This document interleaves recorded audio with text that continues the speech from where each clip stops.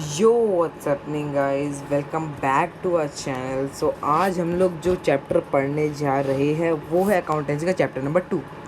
Chapter number 1 की भी मैंने वीडियो डाल दी है इस चैनल पे ऑलरेडी। मेरा अकाउंटेंसी का फर्स्ट चैप्टर मैंने कंप्लीट अच्छे से करा दिया, एक छोटी सी अच्छी सी और प्यारी सी नन्ही मुन्नी सी वीडियो में। अगर आपने उसको नहीं देखा तो उसे देख लेना, देन आपको थोड़ा अकाउंटेंसी समझ आना शुरू हो जाएगा। बट आई प्रेफर कि उससे पहले आप बेसिक अकाउंटिंग टर्म्स देख ले, जिससे आपका अकाउंटेंसी पढ़ने में क्लियर होना शुरू हो जाए। So this is our chapter number 2, accountancy chapter number 2, जिसका नाम है थियरी बेस ऑफ अकाउंटिंग। ये हमारे चैप्टर नंबर 2 का नाम। सो दिस इज़ बाय कॉमर्स। दिल से पढ़ाते हैं, दिल से लोग समझते भी है, दिल से। Don't forget to like and subscribe, ठीक है। एंड कॉमर्स दिल से, दैट्स वाई देखो गाइस मैंने हार्ड बना रखा है आप लोगों के लिए, ठीक है। सो इस बार तो लाइक सब्सक्राइब तो कर ही सकते हो।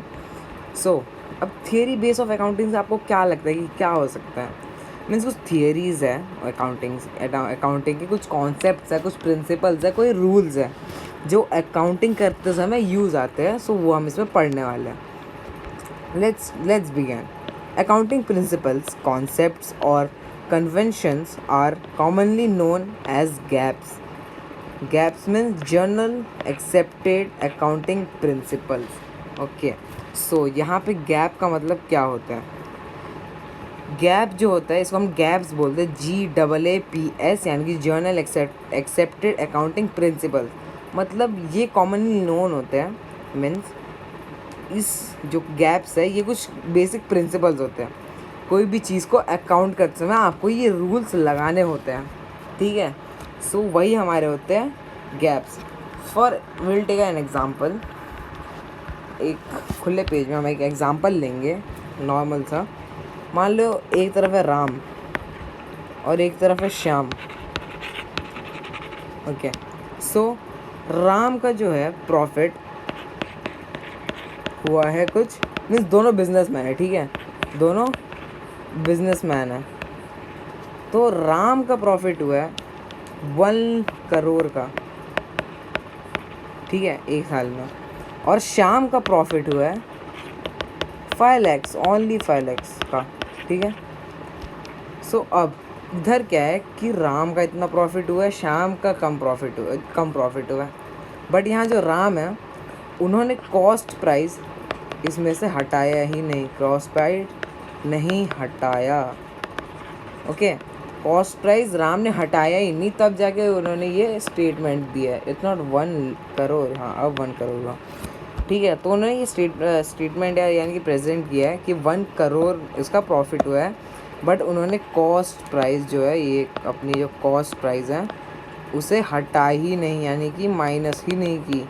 और वहीं जो श्याम है उन्होंने अपनी कॉस्ट प्राइस भी हटाई, तब जाके उनको 5 lakhs मिला। अब यही हमारा आता है कि इन दोनों को कैलकुलेट करते समय, अकाउंट करते समय क्या रूल आया कि आपको कॉस्ट प्राइस क्या करना है, हटाना है। क्या करना है, हटाना है। ओके, इस एग्जांपल समझ आ रहा है कि जनरली ये एक्सेप्टेड प्रिंसिपल्स होते हैं, ठीक है, अकाउंटिंग टर्म्स में। समझ गया? ओके, एग्जांपल्स अच्छे अच्छे आते रहेंगे, ठीक है, समझते रहना, because examples is way better than कि मैं नॉर्मली बोलते हुए आपको समझाऊँ, ठीक है। कहाँ गया? Okay, next point we have basic rules that defines the parameter and constraints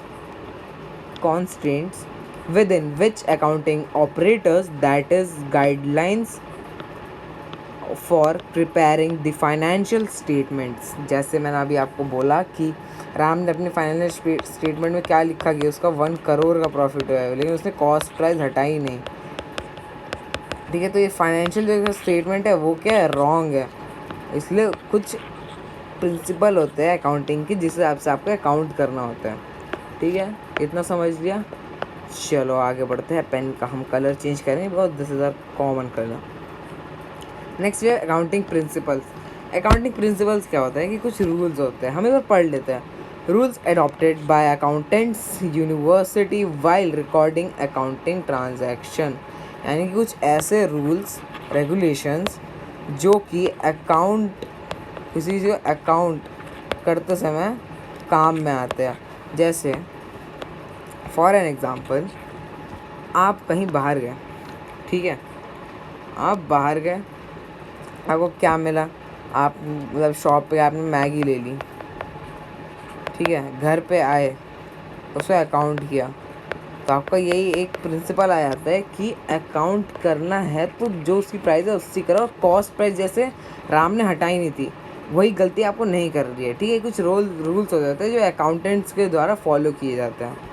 and जो यहाँ पे मैंने आपको गैप समझाया, इसमें एक और चीज़ है कि गैप मतलब अकाउंट्स को कानून के द्वारा में लाके खड़ा कर दिया जाता है, समझे। मीन्स जो आपके अकाउंट्स है, जो आप अकाउंटिंग कर रहे हो, उसको कानून के द्वारा लेके आके ऐसे खड़ा कर दिया जाता है कि यही भैया कानून है, आपको यही करना है, जिसको हम क्या कहते हैं, GAAPs. Okay, next we have accounting concepts. So कुछ अकाउंटिंग कॉन्सेप्ट्स भी हैं। Basic assumptions within which accounting operates. कोई भी ऐसे बेसिक एजम्पशंस होते हैं जिसके हिसाब से अकाउंटिंग जो होता है ऑपरेट होती है, काम करती है। कुछ ऐसे एजम्पशंस होते हैं। They are generally accepted accounting rules, यानी कि वो जनरली एक्सेप्टेड अकाउंटिंग रूल्स होती हैं, यानी कि गैप्स होते हैं। ओके, इतना समझ लिया। चलो स्क्रीनशॉट, ओके, मैं आपको थोड़ा आखिरी में स्क्रीनशॉट देने का टाइम दूंगा। सो इतना समझ लिया कि अकाउंटिंग कॉन्सेप्ट क्या होता है। It enables the users of financial statement to understand them better and in the same manner. Means उसको आप अच्छे से समझो कि आपको समझ में भी आए, कोई डाउट भी ना रहे उस अकाउंटिंग फाइनेंशियल स्टेटमेंट को पढ़ने में। वही हमारा होता है अकाउंटिंग कॉन्सेप्ट्स। ओके, यानी कुछ बेसिक एजम्पशंस होते हैं with in which accounting operates, यानी कि अकाउंटिंग ऑपरेट होती है। और लास्ट में जो हमारा पॉइंट है उससे क्या समझ आता है, कोई भी फाइनेंशियल स्टेटमेंट, जो हमारा फाइनेंशियल स्टेटमेंट जो कि मैं आपको बताया था आखिरी में जो आप निकालते हो, उसको देखना चाहता है तो ये कॉन्सेप्ट लगता है। मीन्स कोई भी आपके फाइनेंशियल स्टेटमेंट को देखना चाहता है तो ये अकाउंटिंग कॉन्सेप्ट्स आते हैं। भाई इंपॉर्टेंट मार्क कर लो इसे, फिर इसमें यही चलेगा। कुछ अकाउंटिंग कॉन्सेप्ट्स है इधर, जैसे ड्यूअल एस्पेक्ट। देखो मैं ना क्या करता हूँ, I will take highlighter better than हमारी जो पेन है। Dual aspect, business entity, money measurement, going concern, accounting principle, cost, realisation, accrual and matching. ये सब कुछ अकाउंटिंग कॉन्सेप्ट जो हम आगे भी पढ़ेंगे। नेक्स्ट ये है accounting convention. So accounting convention क्या होता है, मतलब कोई भी चीज़, ठीक है, कोई भी चीज़ यूज़ करने और उसे इम्प्लीमेंट कर दिया। मीन्स आप इन द सेंस आप इतना समझो कि अकाउंटिंग कन्वेंशन क्या होता है, कोई भी चीज़ है, कोई भी चीज़ क्या की, चीज़ को यूज़ किया और उसे क्या किया, इम्प्लीमेंट कर दिया। ये कोई भी चीज़ को यूज़ किया और उसे इम्प्लीमेंट कर दिया, वही होता है हमारा अकाउंटिंग कन्वेंशन। हम डेफिनेशन पढ़ लेते हैं। They are the outcome of accounting practices और principles being followed over a period of time, ठीक है। They may undergo a change within time to bring an improvement in quality of accounting information, ठीक है। मतलब कोई भी चीज़ है, ठीक है, कोई भी चीज़ को क्या किया, यूज़ किया, उसको सीखा और उसे इम्प्लीमेंट कर दिया, ठीक है। जैसे जैसे सीखते जाते हैं वैसे वैसे करते जाते हैं, ठीक है। जैसे जैसे आपने सीखा वैसे वैसे आपने उसे इम्प्लीमेंट कर दिया। Okay, then they may undergo वाला जो हमारा पॉइंट है उसका क्या होता है कि अंडरगो चेंज, ठीक है, वो उसमें कोई ना कोई चीज़ बदलाव होता रहता है रिक्वायरमेंट के हिसाब से, ठीक है। अब वो जो चेंजेस आते हैं उस मतलब इसमें को बदलाव होते रहेंगे, ठीक है। अकाउंटिंग कन्वेंशन बदलाव होते रहेंगे, किसके अकॉर्डिंग, रिक्वायरमेंट के अकॉर्डिंग, ठीक है। Next we have basic accounting concept, सबसे ज़्यादा इंपॉर्टेंट चीज़ है क्योंकि पूरा चैप्टर इस चीज़ के ऊपर बेस्ड है, ठीक है। स्टार मार्क कर लो दो भाई। First concept we have is business entity concept. अब बिजनेस एंटिटी कॉन्सेप्ट क्या होता है? The concept assumes that business has distinct and separate entity from its owner, यानी कि जो बिजनेस है, यहाँ हम देख सकते हैं जो ये ओनर है, ओनर हर बार अपने बिजनेस से क्या होता है, अलग होता है। दोनों सेम एंटिटी नहीं होते, बिजनेस और ओनर अलग अलग एंटिटी होते हैं, समझ गए। मीन्स बस इतना यहाँ कहा जा रहा है कि हमारा जो यहाँ पे भैया जी क्या है, ओनर, ये हमारा बिजनेस है, दोनों सेपरेट होते हैं, they are not the same entity, okay, दोनों सेम एंटिटी नहीं होता है। मतलब जैसे भाई रिलायंस एक क्या है हमारा, रिलायंस क्या है, रिलायंस हमारा एक कंपनी, मतलब कोई बिजनेस है, रिलायंस एक बिजनेस है, ठीक है।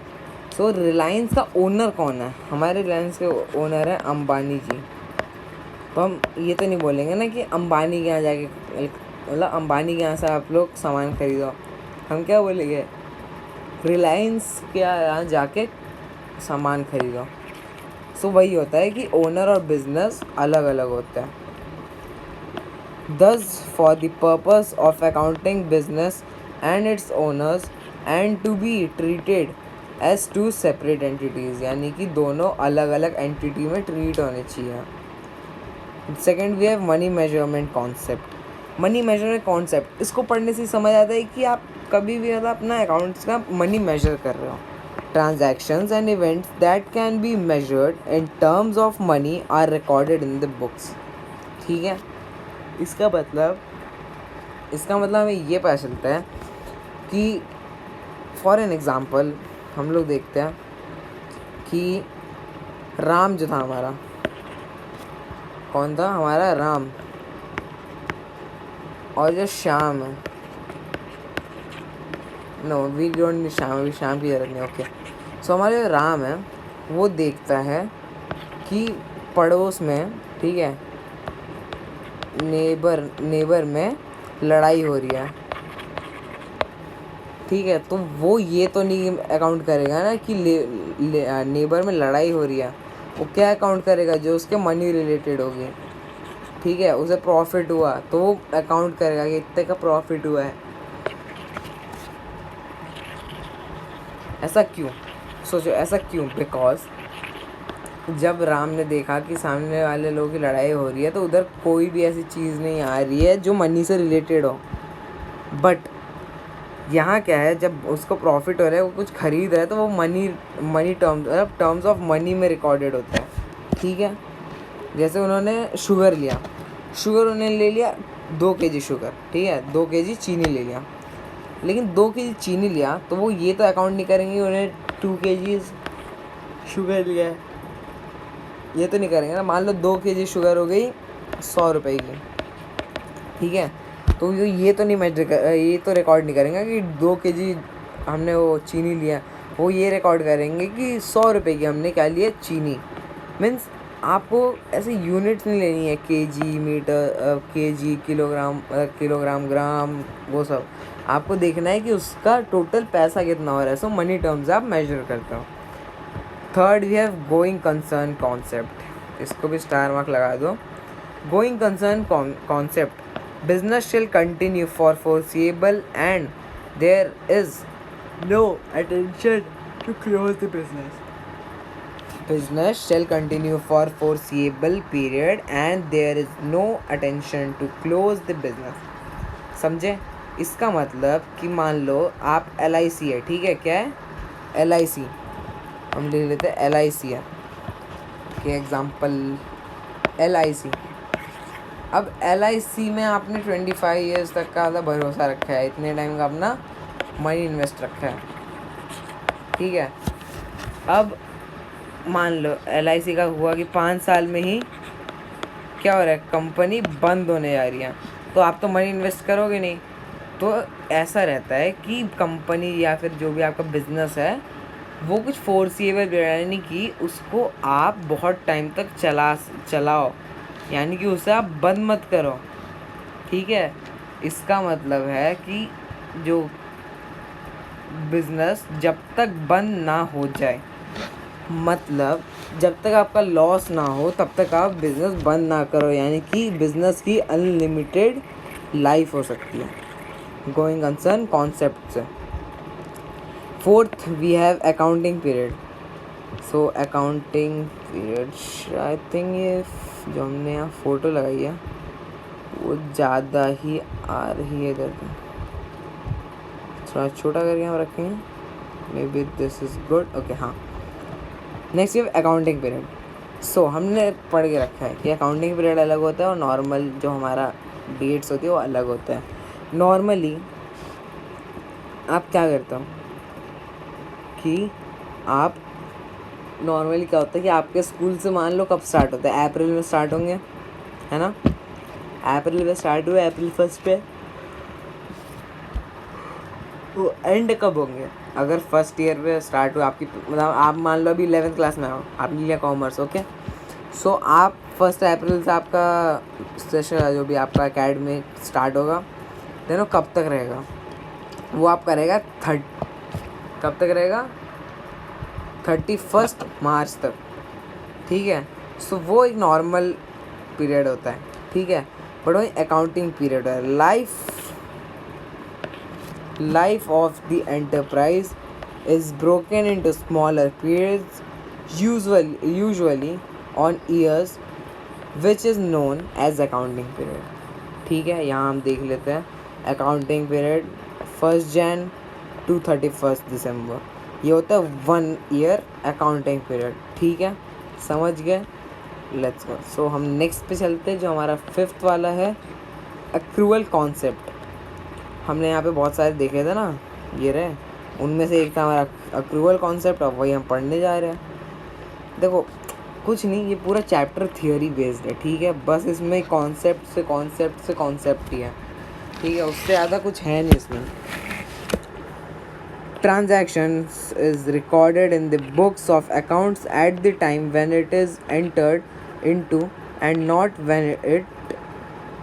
when this settlement take place, when the settlement take place।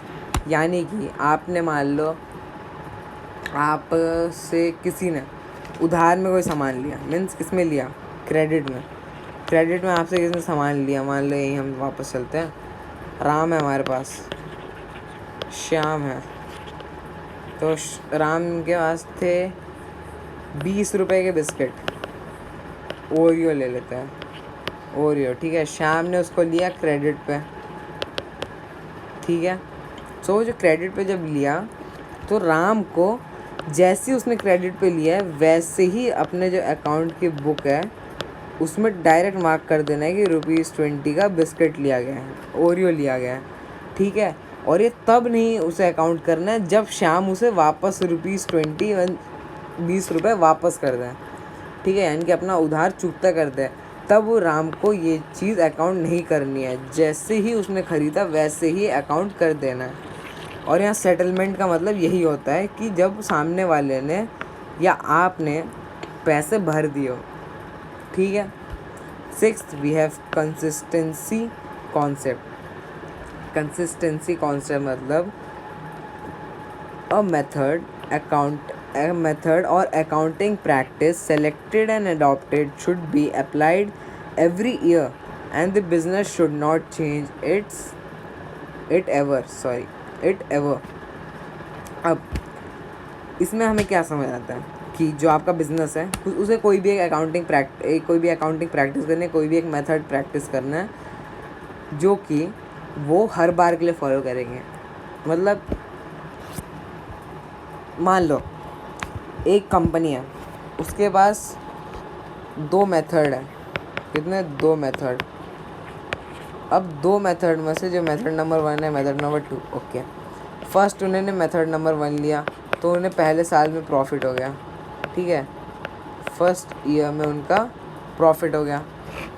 फिर सेकेंड ईयर में अब उसी मेथड से उनका लॉस हो गया। फिर वो सोचते नहीं नहीं ये अच्छा नहीं, अब हम सेकेंड मेथड पे चलते हैं। तो थर्ड ईयर में वो लोग चले गए सेकेंड मेथड पे, तो उनका प्रॉफिट हो गया, है ना। फिर फोर्थ ईयर पहुँचे वो लोग, फोर्थ ईयर में उनका लॉस हो गया सेकेंड मेथड से।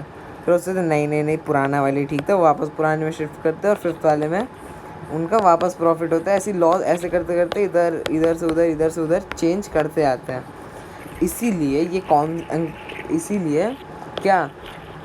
क्या बना है, ये कॉन्सेप्ट बना है कि आप कोई भी, ये जो कंसिस्टेंसी कॉन्सेप्ट है, आपको कोई भी एक मेथड यूज़ करना है, उसे ही प्रैक्टिस करना है, उसी अकाउंटिंग को प्रैक्टिस करना है और बिजनेस उससे ही चलाना है और उसे कभी चेंज नहीं करना, ठीक है। Okay, now we'll go to seventh one, which is full disclosure concept. Full disclosure से भैया इतना समझ आ गया कि फुल डिस्क्लोजर मतलब पूरा रिवील कर देना जितना भी जो भी आए, ठीक है। There should be complete and understandable reporting on the financial statements of all significant information relating to economic affairs। जैसे हमने पहले लिया था, राम है भैया, श्याम है भैया, ठीक है, राम है श्याम है, राम का 1 करोड़ का प्रॉफिट हुआ, उसने अपने फाइनेंशियल स्टेटमेंट में दिया, ठीक है। और श्याम का बस 5 लाख का हुआ प्रॉफिट, ये उसने अपने फाइनेंशियल स्टेटमेंट में दिया। अब इसमें क्या, राम ने क्या कर दिया, कॉस्ट प्राइस हटाया ही नहीं, ठीक है, कॉस्ट प्राइस हटाया ही नहीं, और इन्होंने क्या किया, कॉस्ट प्राइस हटा दिया, ठीक है, श्याम जी ने कॉस्ट प्राइस हटा दिया।